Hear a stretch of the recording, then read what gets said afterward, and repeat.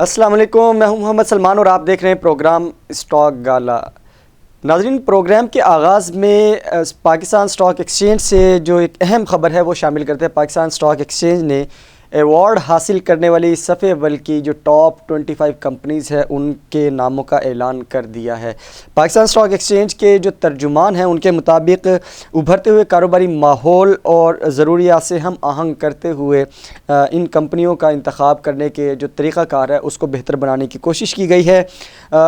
हालिया साल में तरीक़ाकार को बेहतर बनाने के लिए हालिया साल में कम से कम 30% उसका जो एक मेजरमेंट है वो रखी गई है, जिसमें 15% उसका कैश डिविडेंड शामिल है और मजमूई तौर पर पूरे साल की जो ट्रेडिंग है उसका 50% जो उसके जो हिस्से की ख़रीदो फ़रोख्त है उसके शराइत शामिल की गई हैं।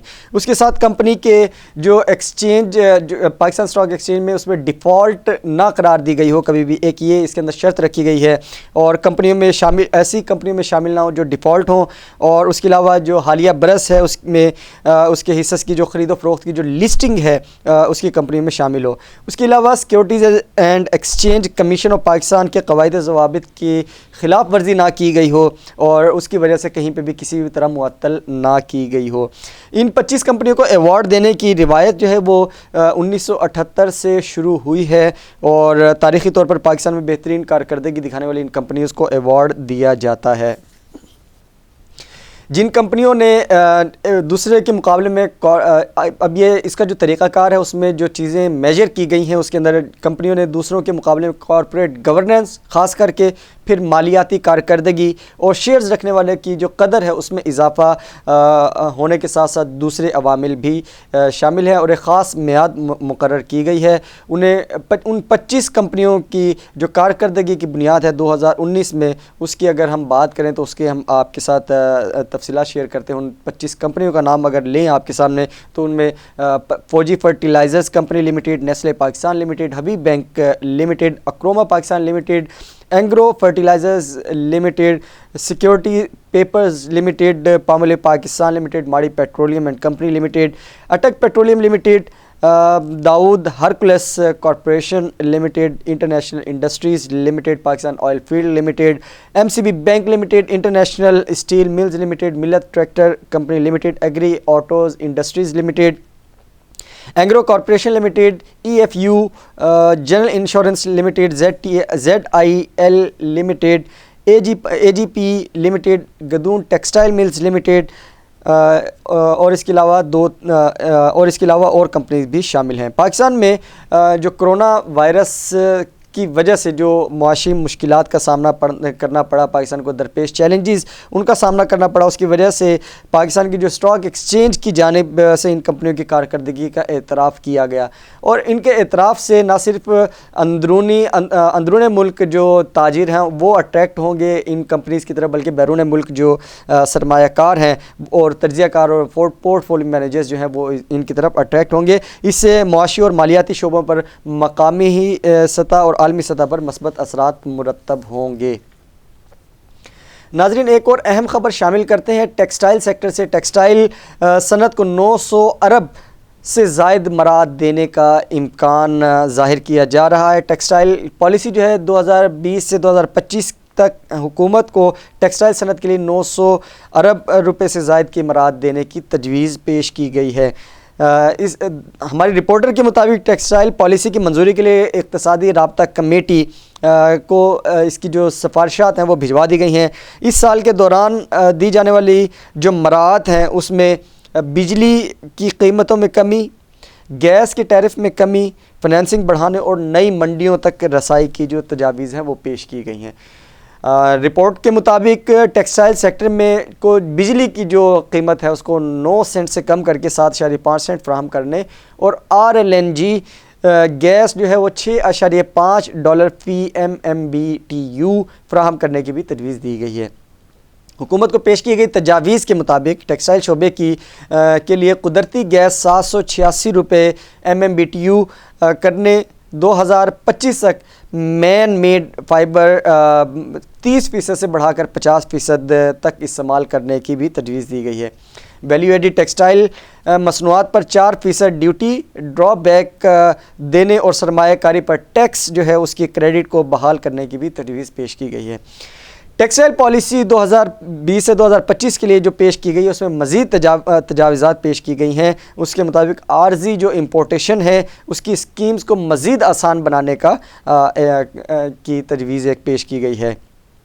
टेक्सटाइल शोबे में सरमायाकारी के हवाले से लॉन्ग टर्म फाइनेंसिंग की जो सहूलत है उसको देने के लिए एक दोबारा से एक तजवीज़ दी गई है। इनडायरेक्ट जो बरामदगान है, इनडायरेक्ट जो इन्वेस्टमेंट है उसको लॉन्ग टर्म फाइनेंसिंग और वैल्यू एडिड शोबे से भी सरमायाकारी पर लॉन्ग टर्म फाइनेंसिंग की सहूलत देने की भी तजवीज़ शामिल है। हुकूमत को अरसाल की गई तजवीज़ के मुताबिक लॉन्ग टर्म फाइनेंसिंग पर मार्कअप की जो शरह है वो 5% टेक्सटाइल शोबे के लिए लॉन्ग टर्म फाइनेंस जो है वो सालाना 100 अरब रुपए किए जाने की भी तजवीज़ की गई है। इसके अलावा जो गुंजानाबाद इलाके हैं उनमें गारमेंट सिटी बनाने के अलावा आलमी ख़रीदारों को पाकिस्तान में दफातर जो खोलने की जो तजवीज़ है वो भी दी गई है।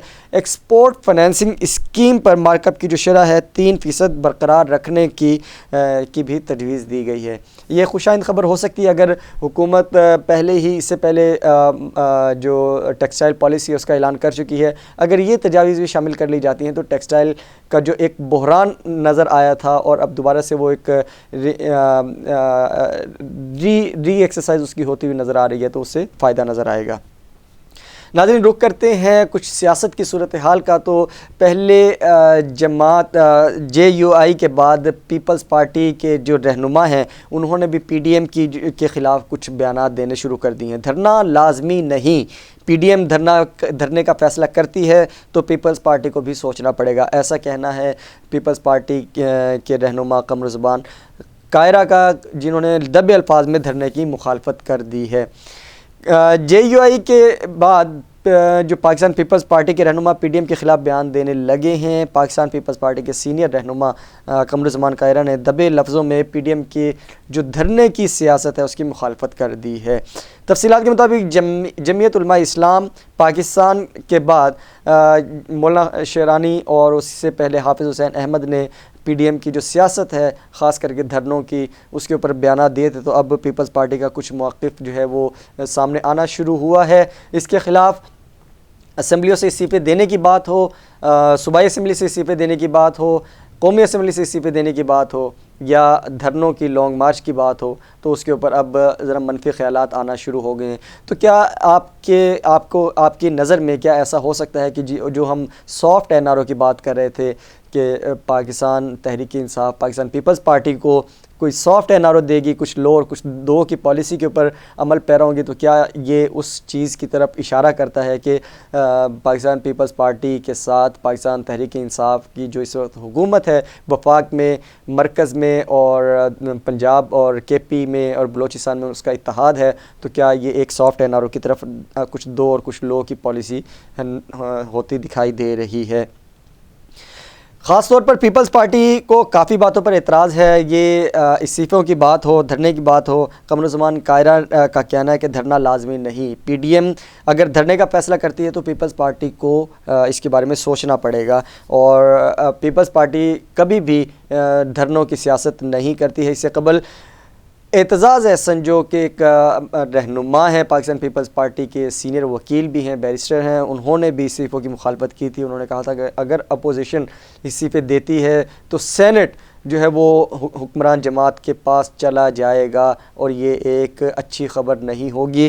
अगर 400 नशीसें खाली होती हैं तो उन पर मिनी जनरल इलेक्शन हो सकता है और ये अगर ऐसा होता है तो PDM के लिए एक रिस्क बन जाएगा, ऐसा कहना था उन्होंने निजी TV से गुफ्तगू करते हुए कहा कि असम्बलियों के जो ज़िमनी इलेक्शन है वो 45 दिन लगते हैं, अगर नशीसें खाली होती हैं तो इलेक्शन जो है वो अदम इस्तेहकाम ज़रूर पैदा करते हैं, लेकिन इस दौरान अगर सेनेट उनके मुकम्मल कंट्रोल में चला गया तो इससे सूरत हाल मज़ीद ख़राब हो सकती है, क्योंकि सारी जो कानून साजी है वो सेनेट में होती है और सेनेट क्योंकि एक मोतबर इदारा है, एक मोतबर इंस्टीट्यूट है, वहाँ पर अगर इस वक्त पाकिस्तान तहरीक इंसाफ का कंट्रोल आ जाता है तो उससे मज़ीद बहरान पैदा होगा, ऐसा कहना था एतज़ाज़ एहसन का, पाकिस्तान की तमाम अपोजिशन जमातों को एक प्लेटफॉर्म पर रखते हुए।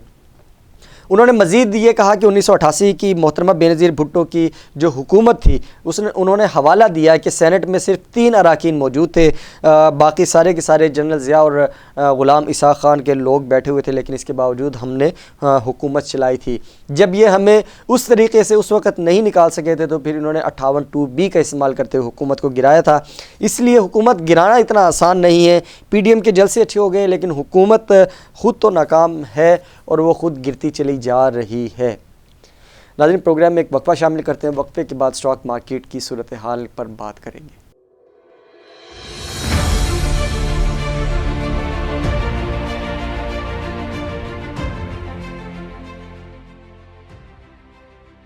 नाज़रीन, वक्फे के बाद दोबारा खुशामदीद। बात करते हैं पाकिस्तान स्टॉक एक्सचेंज की। तो आज कुछ मस्बत रुझान नज़र आया।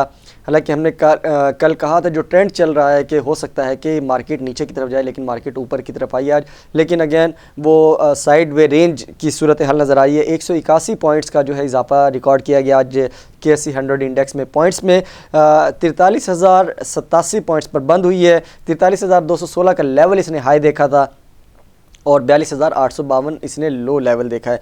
मजमूई तौर पर 367 कंपनीज़ ने आज कारोबार में हिस्सा लिया। 214 कंपनीज़ आज इसकी एडवांस पर गई और 133 कंपनीज़ डिक्लाइन पर। 20 कंपनीज़ जो हैं वो इसकी अनचेंज्ड रहीं।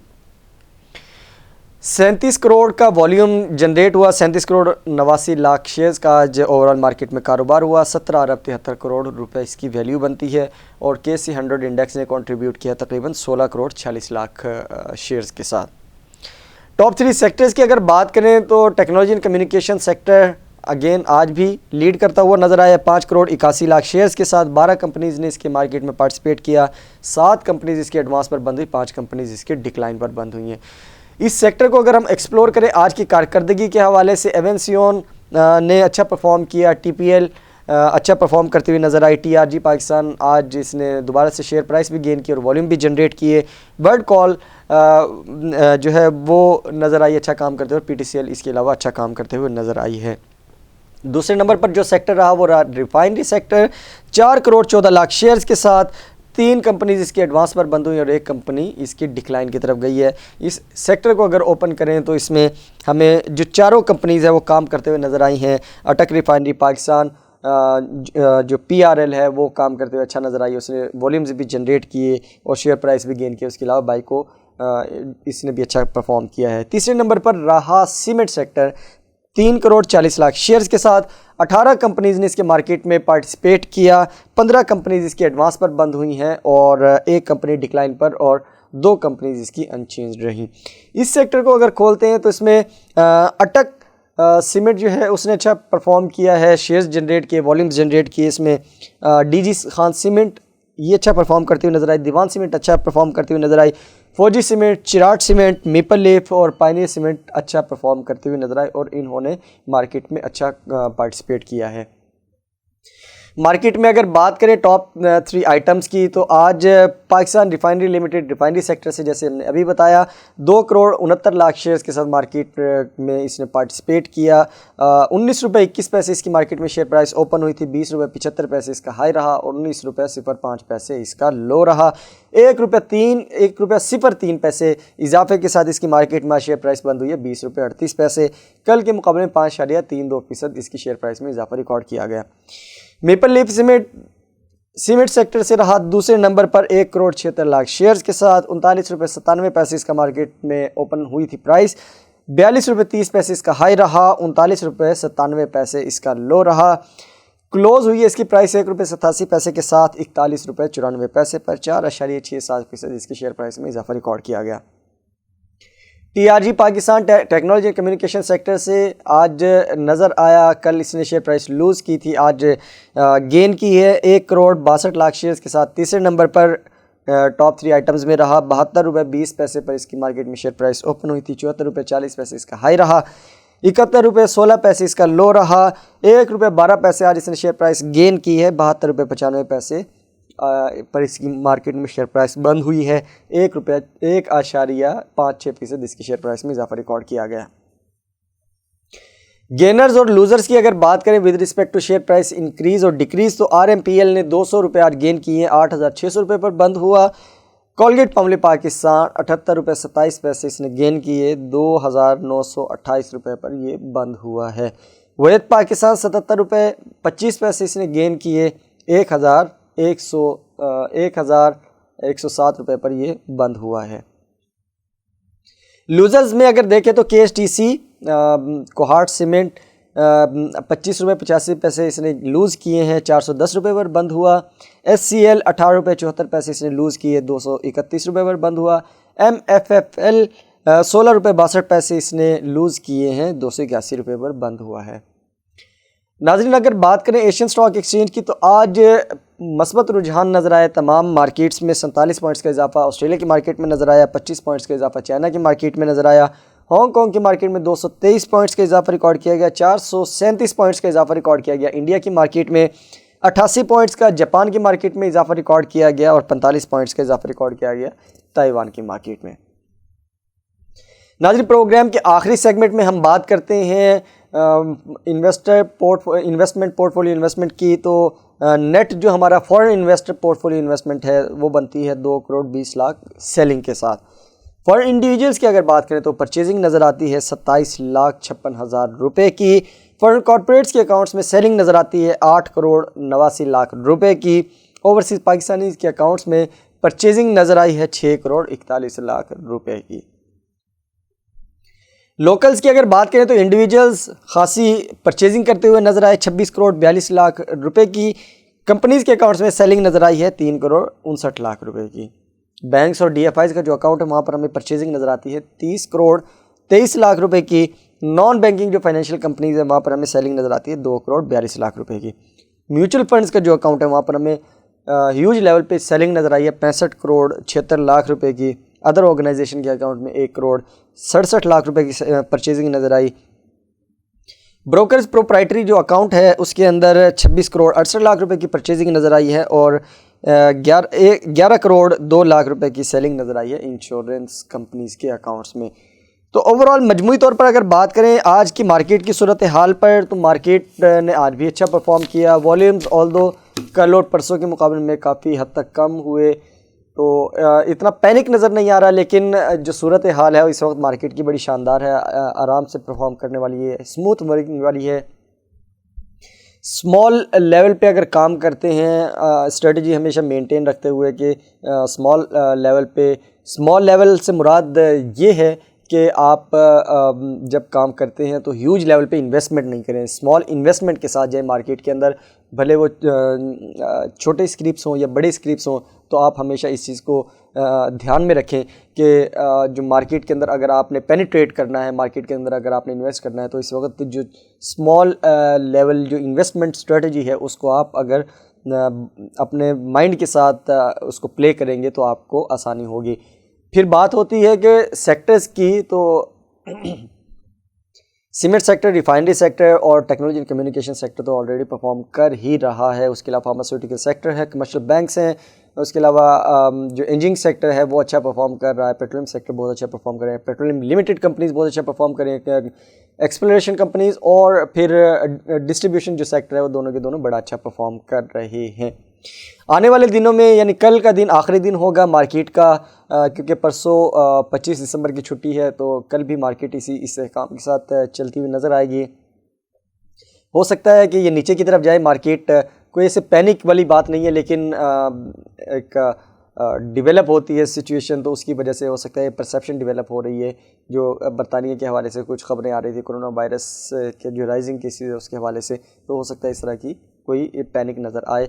लेकिन मार्केट स्मूथ है, मार्केट इसी तरीके से काम करती है, थोड़ा ऊपर जाती है, थोड़ा नीचे आती है। रोज़ 200, 300, 400 पॉइंट्स का ऊपर जाना ये मार्केट की अलामत नहीं है। अगर ऐसा हो तो फिर एक महीने के अंदर मार्केट कहीं की कहीं पहुंची हुई हो। मार्केट इसी तरीके से परफॉर्म करती है, बाज़ार ऐसे ही परफॉर्म करता है, तो आपने इसी बाज़ार के अंदर इसी कॉन्फिडेंस के साथ जो ब्लू चिप आइटम्स हैं उनमें आप काम करें और उसके जो हाइज़ एंड लोज़ हैं पिछले 3-5 साल की जो कारकर्दगी उसको माइंड में रखते हुए आप मार्केट के अंदर परफॉर्म करें। कोरोना वायरस के हवाले से आखिर में प्रोग्राम में आपके साथ पैगाम शेयर करते हैं कि आप कारोबारी सरगर्मियों के लिए घर से बाहर निकलें तो मास्क का इस्तेमाल ज़रूर कीजिए, खुद भी पहनिए मास्क और दूसरों को भी मास्क का इस्तेमाल करने की तलकीन कीजिए। आप महफूज तो मुआशरा महफूज, इस पैगाम के साथ मुझे दीजिए इजाज़त। इंशाल्लाह आपसे मुलाकात होगी कल। अल्लाह हाफ़िज़।